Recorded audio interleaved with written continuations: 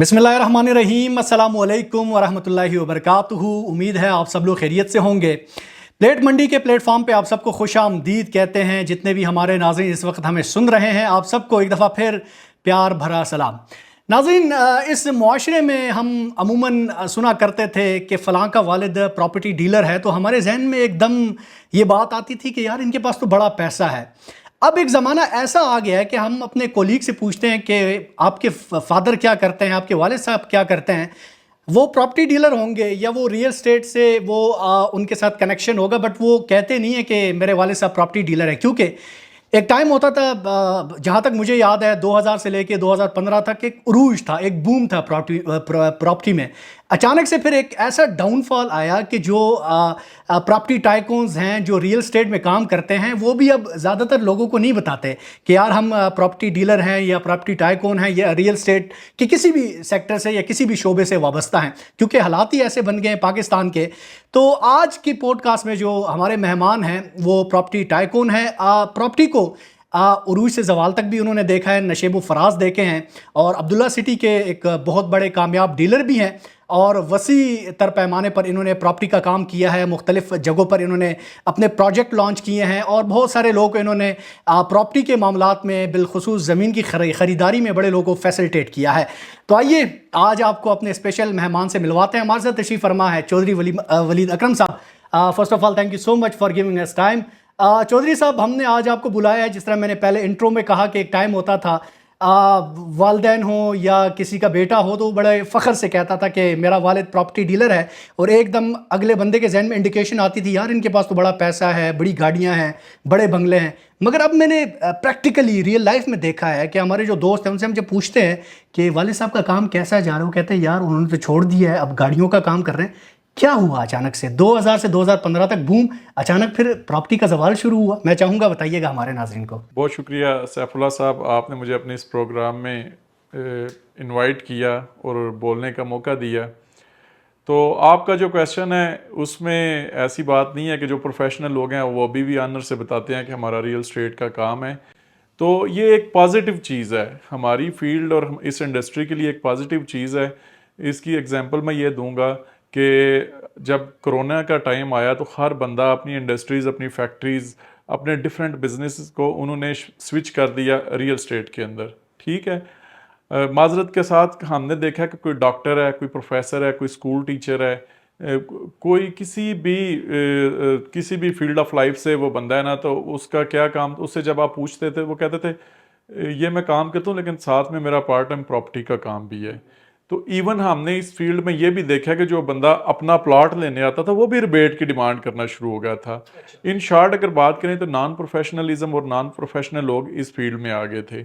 और जब भी किसी भी चीज़ की बुख्तात हो जाती है, किसी भी surplus of anything is bad, ठीक है, तो किसी भी चीज़ की जो बुख्तात होती है, किसी भी चीज़ में जब अजाफा डिमांड से ज़्यादा सप्लाई हो जाती है तो अल्टीमेटली उसमें यही सिचुएशन और ये ही सीन क्रिएट हो जाता है जो मौजूदा टाइम में प्रॉपर्टी पे क्राइसिस आए हुए हैं।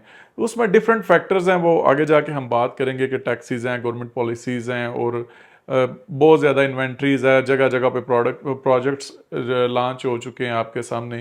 तो वो जो है ना, मैं आपको यही इसका इन शॉर्ट यही बोलूँगा कि जो प्रोफेशनल लोग हैं आपके सामने, हमारे ऑफिस अभी भी हैं, हम काम कर रहे हैं। आल्दो के काम मार्केट में स्लो है, डेड है, लेकिन हम अपने प्लेटफॉर्म पे अवेलेबल हैं अपने क्लाइंट्स के लिए, उनको फैसिलिटेट कर रहे हैं। जिसकी जो प्रॉब्लम्स है, जिसको जो सर्विस रिक्वायर्ड है, अल्हम्दुलिल्लाह हम उन्हें प्रोवाइड कर रहे हैं। ठीक है चौधरी साहब, जिस तरह मैंने जिक्र किया, मैं कल देख रहा था 2000 से 2015 तक बूम था प्रॉपर्टी का। इस बूम के पीछे या इस उरूज के पीछे कौन से मुहर्रिकात थे या वो क्या अवामिल थे कि प्रॉपर्टी बूम पर थी? देखें सैफुल्लाह साहब, मुशर्रफ दौर में भी क्राइसिस आए थे, लेकिन इतने जो उनकी लाइफ थी इतनी लंबी नहीं थी और वो इतने सीवियर नहीं थे जितने अभी आ चुके हैं। अच्छा चौधरी साहब, ये बताइएगा प्रॉपर्टी मार्केट में हालिया बहरान की वजूहात क्या है, इसके पीछे रद्द अमल क्या है, क्या कहेंगे इस पर? देखिए, जो हालिया बहरान है उसमें डिफरेंट फैक्टर्स हैं। मेजर फैक्टर गवर्नमेंट पॉलिसीज़ हैं। आप देखें कि जो आपके टैक्सेस 3, 4, 5% टैक्सेस थे या अप टू 6% थे, अभी वो अप टू 40%, 45% पे चले गए हैं। Filer, non filer, fresh filer, old filer, regular filer, different terminologies और डिफरेंट कैटेगरीज डिफाइन कर दिया गवर्नमेंट ने। तो उसमें सबसे बड़ा फैक्टर तो यही है कि जो गवर्नमेंट ने बहुत ज़्यादा टैक्सेस का जो भरमार कर दी है, अब वो लोग उससे डर गए हैं। दूसरी बात ये है कि अगर टैक्सेस की बात करते हैं, मेरे ख्याल में अगर गवर्नमेंट उन्हीं टैक्सेस को, अब इन टैक्सेस को रिवाइज करे, वापस जो पुराने टैक्सेस थे उन्हीं को अगर रीस्टोर करते हैं, तो जो एक प्लाट है अभी जो 2-3 साल से सेल नहीं हो रहा, 2-3 अगर वही प्लाट 2-3 साल में 10-20 दफ़ा सेल हो जाता है और गवर्नमेंट को मल्टीपल टाइम वो दफ़ा उनको टैक्सेस आते हैं, तो अगर उनको काउंट करें तो वो अप टू 100% चले जाते हैं कि जो अभी कोई बंदा 1% देने को तैयार नहीं है। तो फर्स्ट ऑफ ऑल तो मेरे ख्याल में जो एक बैड पॉलिसी अप्लाई की गई है, जो हम सब पे ठूंस दी गई है, बेशक उसके पीछे IMF है, बेशक ये गवर्नमेंट के अपने कुछ टारगेट्स हैं, तो मेरे ख्याल में वो बुरी तरह फेल हो चुकी है ये पॉलिसी इनकी। चौधरी साहब, एक बड़ा इंपॉर्टेंट क्वेश्चन है, बल्कि मैं ख़ुद भी ये जानना चाह रहा हूँ। हमने देखा है कि इस मुल्क में, इस कुर्रायर्ज़ में, बिलखुसूस पिछले कोई 4-5 सालों में जो ब्लैक मनी है या ब्लैक मनी के ज़रिए जो सरमायाकारी की जा रही है, ज़मीनों की ख़रीदो फरोख्त की जा रही है, तो इस ब्लैक मनी ने आपकी जो प्रॉपर्टी की मार्केट है किस हद तक इसको डैमेज किया है? देखें, अगर तो टू बी वेरी फ्रैंक और ट्रांसपेरेंट बात की जाए, जो एक्चुअल बात है, तो वो ये है कि जिन लोगों ने पैसे छुपाए हुए हैं, ब्लैक मनी मीन बैंकों में पैसे नहीं है या उनका पैसा ऐसा जो उन्होंने FBR को डिक्लेयर नहीं किया हुआ, अगर वो पैसे लोगों ने गवर्नमेंट को, उनको ऐसी पॉलिसी देनी चाहिए कि वो बंदे डर के बगैर वो पैसे ज़मीनों में इन्वेस्ट करें, प्रॉपर्टी में इन्वेस्ट करें। अगर आपकी प्रॉपर्टी में वो पैसे इन्वेस्ट होते हैं, आपके बैंक सर्कल में आ जाते हैं, बैंक सर्कुलेशन में आ जाते हैं। आप अगर किसी के घर में करोड़ों रुपए पड़े हुए हैं, उसकी अलमारी में पड़े हैं, उसके संदूक में पड़े हैं, तो उनका गवर्नमेंट को, किसी को कोई बेनिफिट नहीं है। ठीक है, अगर वही पैसा मार्केट में आकर सर्कुलेट होगा, कोई प्रोजेक्ट होगा, कंस्ट्रक्शन होगा, कंस्ट्रक्शन से रिलेटेड 70 फील्ड्स हैं, अगर उन फील्ड्स में वो पैसा रोटेट होगा, कितनी एम्प्लॉयमेंट क्रिएट होगी, कितनी इंडस्ट्री आपकी बहाल होगी, कितने मतलब कि बिजनेस, कितने मल्टीपल टाइम आपको टैक्सेस मिलेंगे। देखें, कोई हार्डवेयर वाला टैक्स ले रहा है, कोई आपका सेंट्री वाला टैक्स पे कर रहा है, आपकी लेबर्स जो हैं, आपके एम्प्लॉयमेंट में इजाफा होगा, आपके इंजीनियर्स एक्टिव होंगे, उनके सोर्स ऑफ इनकम में इजाफा होगा, या जो फारग बैठे हुए हैं उनकी इनकम स्टार्ट हो जाएगी। इसी तरीके से आप घर है ना, घर लकड़ी से लेके तो लोहे तक, इसमें डिफरेंट चीज़ें आती हैं। आपकी फ़ैन इंडस्ट्री आएगी, आपकी वुडन इंडस्ट्री आएगी, आपकी सैनिटरी से रिलेटेड इंडस्ट्री आएगी, हार्डवेयर से रिलेटेड इंडस्ट्री आएगी, आपके ब्लॉक्स आएंगे, आपका स्टील आएगा, आपका सीमेंट आएगा, आपका क्रश आएगा, ईच एंड एवरीथिंग आ जाएगी। तो वो सारा पैसा सर्कुलेट होगा। अगर आप उनको उनको छूट नहीं देते, गवर्नमेंट को चाहिए, जैसे कि एमनेस्टी की हमने पिछले दिनों में भी सुन रहे थे कि गवर्नमेंट कोई एमनेस्टी लेकर आ रही है, तो इसका सलूशन ये है कि कोई ओपन एमनेस्टी दें, लोगों पे किसी किस्म का कोई चेक एंड बैलेंस ना रखें। लोग जो पैसे लगाते हैं ड्यूरिंग कोई स्पेसिफिक टाइम में कोई इन्वेस्टमेंट करता है, वो उनसे ना पूछें सोर्स ऑफ इनकम क्या है, लेकिन वो सोर्स ऑफ इनकम आपके बैंक्स में आ जाएगा, आपके टैक्स सर्कल में आ जाएगा, तो आपको फ्यूचर में टैक्स भी मिलेगा और वो पैसा भी आपके बैंक सर्कल में आ जाएगा। तो इस तरीके से रियल स्टेट का काम भी और उससे रिलेटेड बहुत सी इंडस्ट्रीज, आप 100 से ज़्यादा इंडस्ट्रीज भी आपकी बहाल हो जाएंगी। बिल्कुल, मैं इस बात पे आपके साथ इत्फाक करता हूं, क्योंकि अगर इस्लामाबाद की बात की जाए तो पिछले दिनों हमारे एक सहाफ़ी दोस्त हैं, उन्होंने एक स्टोरी की थी बड़े मज़ेदार पीक पॉइंट के लिए।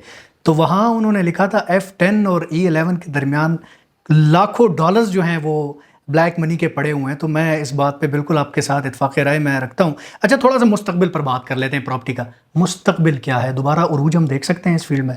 देखें, मुशर्रफ दौर में भी इस तरह के क्राइसिस आए थे, तो लोग कहते थे कि अब प्रॉपर्टी का काम कभी भी ठीक नहीं होगा। बेसिकली 2-3 फैक्टर्स, जैसे हमने टैक्स की बात की है, इसमें एक बहुत बड़ा फैक्टर है ओवरसीज़ पाकिस्तानीज़।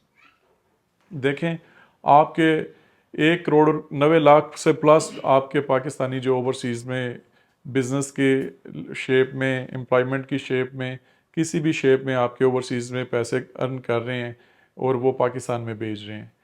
अभी आप देखें पिछले 2 साल से ओवरसीज पाकिस्तानी का ये डिस्टेबलाइजेशन ऑफ गवर्नमेंट।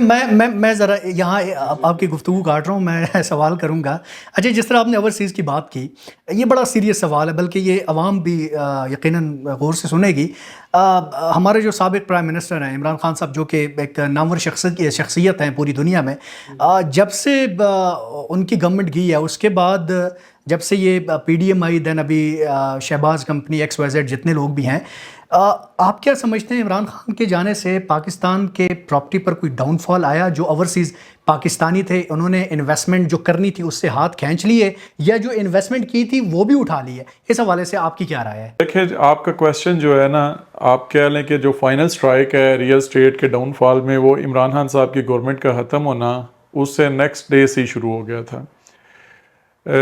सच जो बात है, ओवरसीज़ पाकिस्तानी जो है, मौजूदा जो गवर्नमेंट है वो उनका कॉन्फिडेंस बहाल नहीं कर सकी। ओवरसीज़ पाकिस्तानी बिल्कुल जो आपका पॉलिटिकल सीन चल रहा है, और जो पिछले दिनों में आपने देखा है कि किस तरह के इलेक्शंस हुए हैं और किस तरह के रिजल्ट्स आए हैं, और मौजूदा गवर्नमेंट की जो पॉलिसीज़ हैं उसने इस फील्ड के लिए, जिससे बार बार हम डिस्कस कर रहे हैं कि 70 से ज़्यादा इंडस्ट्रीज़ और डिफरेंट जो सोर्सेज हैं इनकम के, एम्प्लॉयमेंट के अटैच हैं इस फील्ड के साथ, बिल्कुल इसमें फेल हो चुकी है।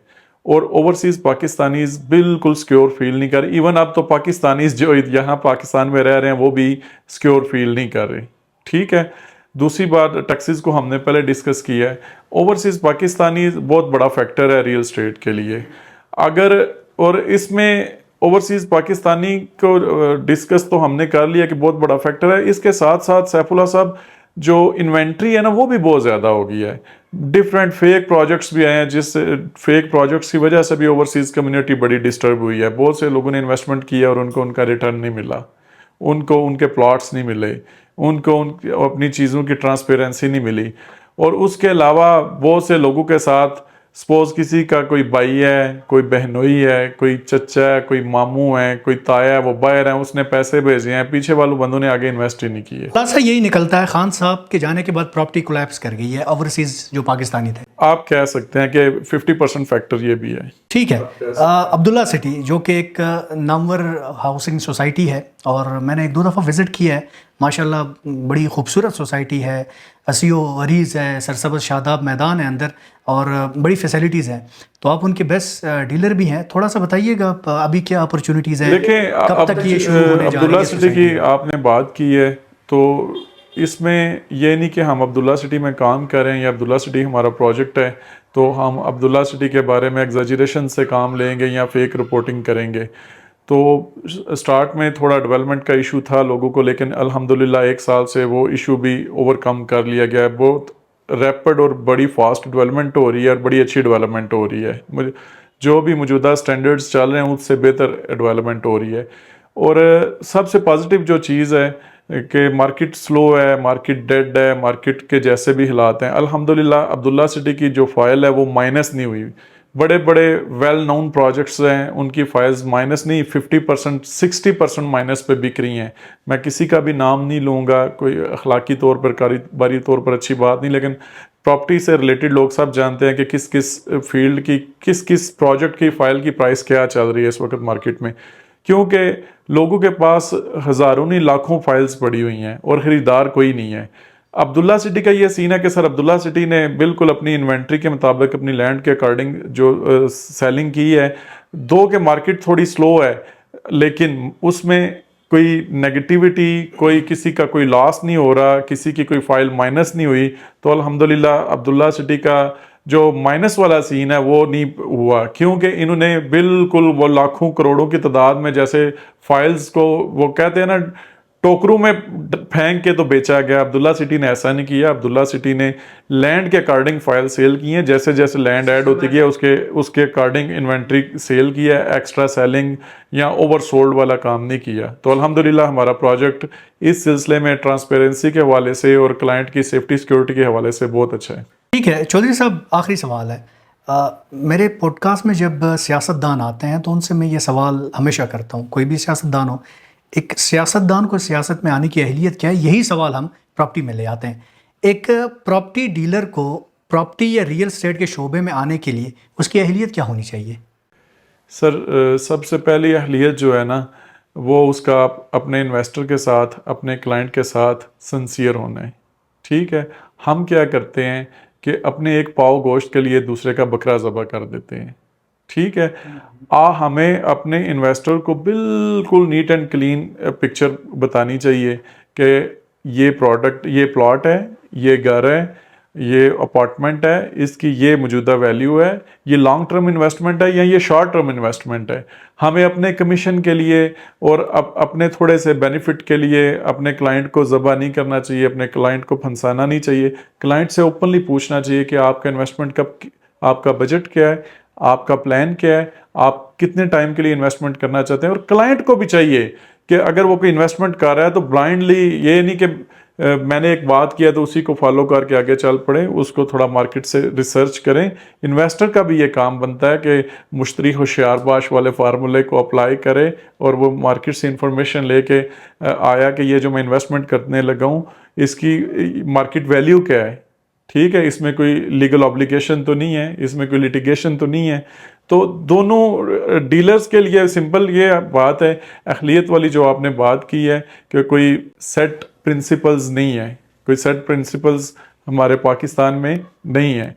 ठीक है, लेकिन इसके लिए हम इंशाल्लाह फ्यूचर में ट्रेनिंग प्रोग्राम कंडक्ट करेंगे जिसमें हम डीलर्स की जो उनको लीगल ट्रेनिंग, रियल एस्टेट से रिलेटेड एथिकल ट्रेनिंग और बिजनेस ट्रेनिंग, उनको लोगों के साथ कैसे उनको इन्वेस्टमेंट प्लान्स देने चाहिए और उनकी इन्वेस्टमेंट पे रिटर्न्स का कितना टाइम लगेगा, कैसे रिटर्न्स होगा, वो सारी ट्रेनिंग्स हम देंगे इंशाल्लाह ताला। चौधरी साहब, आपका बहुत शुक्रिया, आज आपने हमारे पॉडकास्ट के लिए वक्त निकाला। नाजरीन, यकीनन रियल एस्टेट के हवाले से आपको मानीखेज़ गुफ्तगू सुनने को मिली होगी और आप इस गुफ्तगू से इस्तिफ़ादा हासिल कर सकते हैं कि आया आप रियल एस्टेट में क्या करने जा रहे हैं या आपका क्या इरादा है। हमारे आज के पॉडकास्ट में मेहमान थे चौधरी वलीद अकरम साहब, हम इनका शुक्रिया अदा करते हैं। नाज़रीन, हमारे साथ मुतवातर के साथ आपने रहना है इंशाल्लाह। वक्तन फ़वक्तन हम आपकी खिदमत में मुख्तलिफ मकतबा फ़िक्र से ताल्लुक़ रखने वाले लोगों को अपने प्लेटफॉर्म पर बुलाएंगे, उनसे हम बात करेंगे ताकि उनके ज़िंदगी के जो सुनहरे तजुर्बे हैं वो आपके सामने हम रख सकें। Stay with us. Thank you so much. हमारे चैनल को ज़रूर सब्सक्राइब कर दें।